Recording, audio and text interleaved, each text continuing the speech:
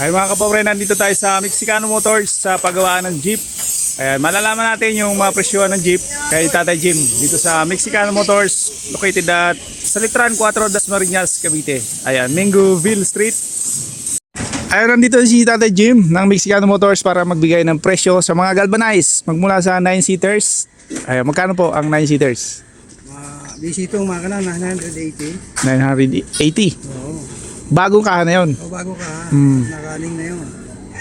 Running condition na yun. Pag 10-seaters, Mga 1M. 1M. Pag mga 12-seaters, Yun, 1.2. 1.2. Gumagawa ka ba ng mga mas mahaba pa doon? Sa ngayon, hindi pa ako nakakagawa ng gano'n. Hindi pa. Kasi karaniwan 9 or 10 seaters na lang. Ayun, sa ano naman sa pure stainless? Magkano 9 seaters?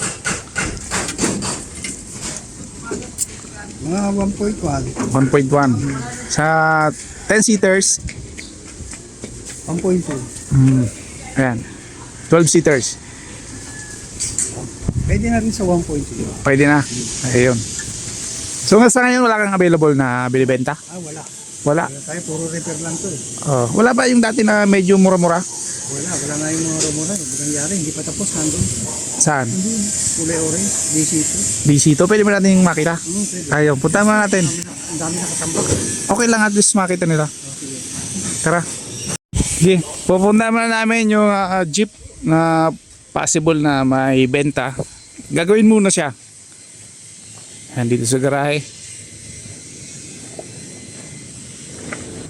Ayan, ito, Visito. Magkano abutin? Ano yan? 320. 320. Galvanized. Stainless. Semi. Semi-stainless. Stainless Oo. lang naman ito. Tsaka dekorado. Sa makina ba i-overhaul pa? Pwede nyo ito naman. Pwede nyo. Hindi lang. Kasi na-under na ito eh. Maandar yan. Dinala dito yan, umandar na. Galing Pangasinan. Binahay siya. Biniyahay ko. Ito mismong jeep na to. Oo, pauwi dito. Okay pa naman ang ano. Okay pa lang makina nito. 320. 9-seaters yan? Oo, 9. Oo. Alin pa yung mga papalitan mo rito? Ayan, lalagyan ng bagong bangko. Yun ang bangko eh. Ito yung, Yung flooring niya. ayos naman yung flooring. Bago Okay pa, repair no? yan. Oh. Bagong repair. Bago repair namin yan. So, ayan po. Ito, stainless na to, no? Stainless yan. Stainless nga yan. Sa bubong, may papalitan ka pa? Wala na. Bagong upholstery na yan eh. Medyo lilinisin lang, no? So, Marumi na. Nalikabukan na. Ilang stud ba yan? 6? Isuzu. Straight Isuzu. Straight Isuzu ito. Ayan, straight Isuzu pala ito mga kapobre. Oo nga. Straight Isuzu. So yun lang ang medyo may kababaan na presyo. Wala ka ng ibang ano? I-repair? Ayun yung ano pala, pagpapagawa ng pinto, doon naman tayo. Kasi may gumagawa ng pinto doon. Pag-usapan na rin natin kung magkano nga abutin. Pinto sa likod, sa likuran at sa harapan. Side by side. So ayun, pag-usapan naman natin yung mga presyo ng bawat hood, yan, parte ng jeep. Magkano ang paggawa nito sa'yo? Ayan. Yung flaring. Front flaring. 4.5. 4.5. Ito, magkano to? 8,000 kabilaan. 8,000 kabilaan. Sa hood, magkano? 9.5. 9.5. Stainless lahat yan, ha? Stainless na. Yan naman sa windshield, magkano? 12. 12. Okay. Yan naman sa pinto, magkano? Kabilaan, 6,000. 6,000. Yan. Sa bintana naman, Ito, 8.5. 8.5. Sa buong body, magkano? Buong body Oh, body. na jeep. Oh, body lang. 10-seater. Kasama flooring. Oh, 10 jeep na. 10 body. Oh, 320. 320. Okay, 320. Magkano sa yung chassis? Palit chassis, mga 80,000. 80,000? Pang jeep yun, ha? Oh, Sa owner, magkano? so owner.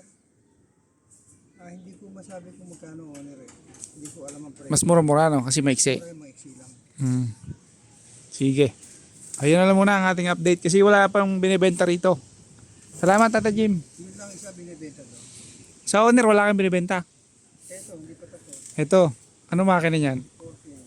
4K. Stainless body. Sa flooring niya. Stainless din. Stainless din. Ay may nakalimutan pala tayo. Yung pinto sa likod magkano? 6.5. 6.5 yun.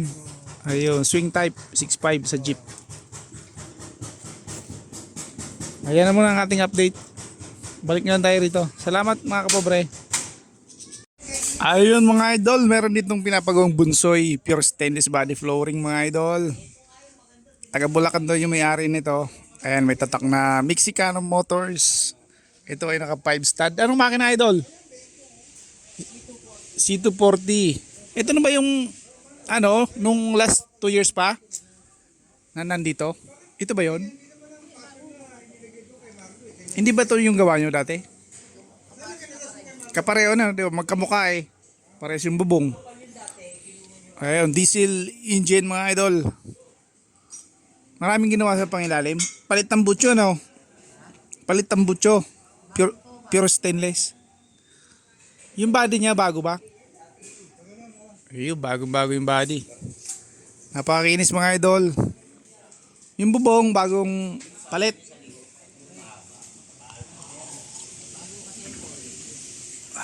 Ayan, shoutout kay Boss Brando, yung nagbuo ng jeep na to. Dito sa Mexicano Motors. Ayun, malupit na yan. Ayun mga idol, ang lupit pagkagawa na ito mga idol. Bago lahat ng ilaw. Halos lahat bago. Makina lang luma dito. Ayan, ganda. Ayos yung tambutso mo. Stainless lahat. Hanggang doon sa makina. Ayun, shoutout kay Topi Topi Tip. Ang nasa ilalim. Ayun o. Napakasipag. Walang absent yan. Shoutout Topper. Si Boss Topper. Ang pinakamalupit na installer ng mga jeep dito sa Mexicano Motors. Shoutout kay Boss Brando. Tagay na. Ayun mga idol, stainless yung flooring nito. Ayan, ganda ng flooring. Pati console box pala nito ay stainless. At yung dashboard. Ayan, ito naman sa hood. Ito yung tatak ng Mexicano Motors. Ayan ang ating address mga idol. I'm sa Litran 4, Dasmariñas, Cavite. Ayan, C240 diesel engine.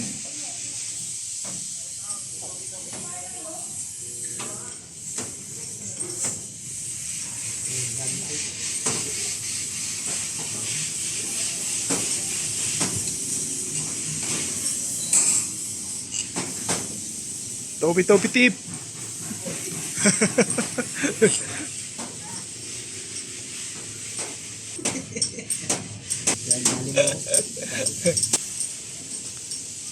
Ay, ang daming jeep dito na pinapagawa mga idol. Mahigit 30 piraso. Ayan, puro to Dasmariñas. Mga taga Silang, Bacoor, Zapote.